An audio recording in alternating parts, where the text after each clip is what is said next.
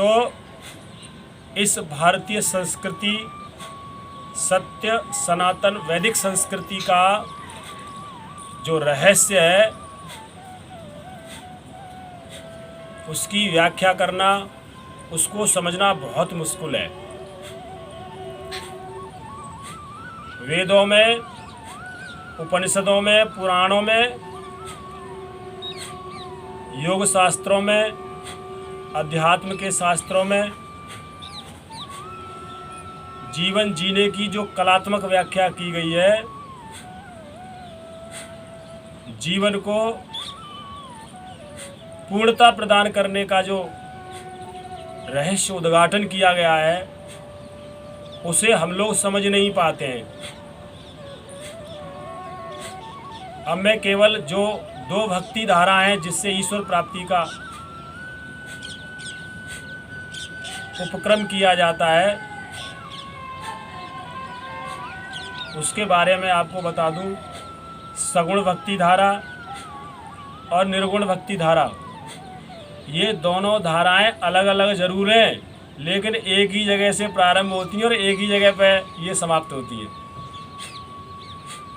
हमारी सूक्ष्म बुद्धि उसे पकड़ नहीं पाती है, इसलिए हम आपस में राग द्वेष कर देते हैं कि तुम तो यार मूर्ति पूजक हो और मैं तो निर्गुण उपासक हूँ, मैं तो निराकार ब्रह्म का उपासक हूँ, तुम साकार के हो। इस तरह की बात केवल वही लोग करते हैं जो समझ नहीं पाते। अब बहुत अच्छी अच्छी बात आपको सुनने को मिलेगी।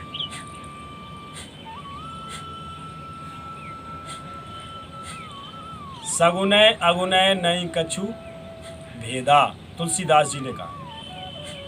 तुलसीदास जी ने रामचरितमानस में इतना ज्ञान का भंडार, सभी शास्त्रों का निचोड़, जीवन को आदर्श जीने का तरीका और भगवान श्री राम को ब्रह्म स्वरूप में जो प्रतिष्ठा दी है, उसे कोई लिख नहीं सकता, बोल नहीं सकता।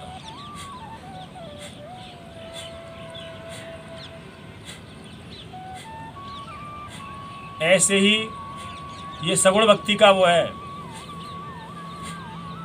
क्या कहूँ इसको, बहुत बड़ा हमारे लिए पुरस्कार, वांग्मय अमृत। ऐसे ही सूरदास जी ने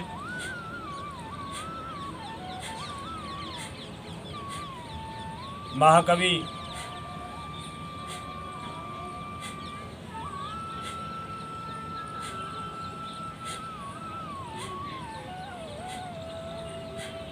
व्यास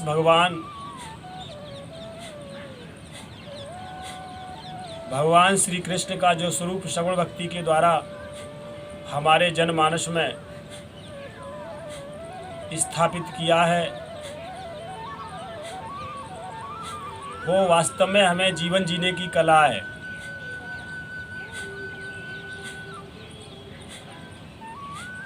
कैसे हम भगवान को पूजते पूजते स्वयं भगवान बन जाते हैं, ये है बात।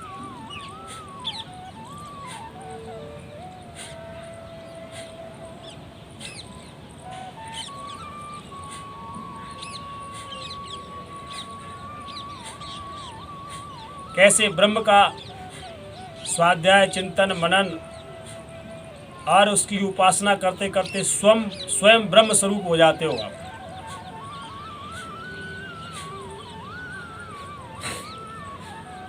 ये वेदांत दर्शन है हमारे भारतीय संस्कृति का।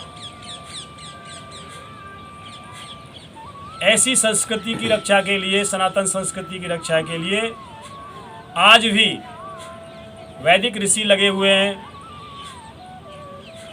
और अब तो भारत सरकार भी इसकी रक्षा के लिए पूरा प्रयत्न कर रही है, और पूरा विश्व इंतजार कर रहा है कि भारत से कोई ऐसी योजना, कोई ऐसा विचार चले, पूरी दुनिया उसे माने। कुछ अहंकारी देश ऐसे हैं जो अपने निजी स्वार्थ की वजह से इस बात को मानने में मुश्किल महसूस करते हैं। लेकिन हमारे यहाँ के ऋषियों ने, संतों ने, योगियों ने, महात्माओं ने, वेदाचार्यों ने उनकी जड़ों को जाकर के सींच दिया है। और वो कहते हैं कि असली हृदय सम्राट बैठा है तो वो भारत है।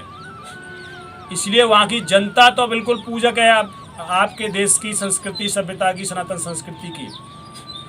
लेकिन कुछ राजनेता जो बड़े ऊंचे पदों पर बैठे हुए हैं, उनको दिक्कत होती है, उनके निजी स्वार्थ का अहेतु होता है। मेरी बातों का सारांश ये है, क्योंकि फिर बात आगे बढ़ जाती है। मेरी बातों का सारांश ये है कि हमें अपने स्तर से एक एक व्यक्ति को इस भारतीय संस्कृति की रक्षा के लिए प्रण प्राण से तैयार कर लेना चाहिए। और योग उसका सशक्त, सबल और संपूर्ण माध्यम है।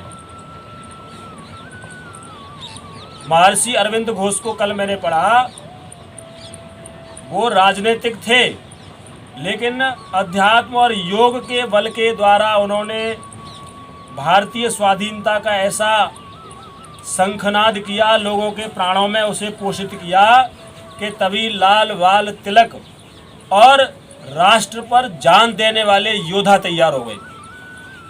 ये मैं कहना चाह रहा था।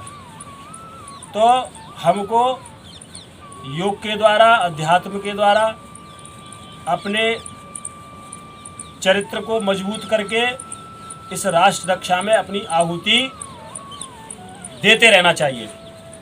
ये है मुख्य बात, और यही मेरा विचार है, मेरी भावना है। और आगे हम सब इसको थोड़ा थोड़ा अपने जीवन में डालेंगे तो भारत अपने प्राचीन गौरव की ओर आगे बढ़ेगा, एक एक से बढ़ेगा। केवल ये नहीं है कि साहब तुम फलाने धर्म के हो, तुम फलाने संघ के हो और मैं ऐसा हूँ। ये बात समाप्त करूँगा मैं।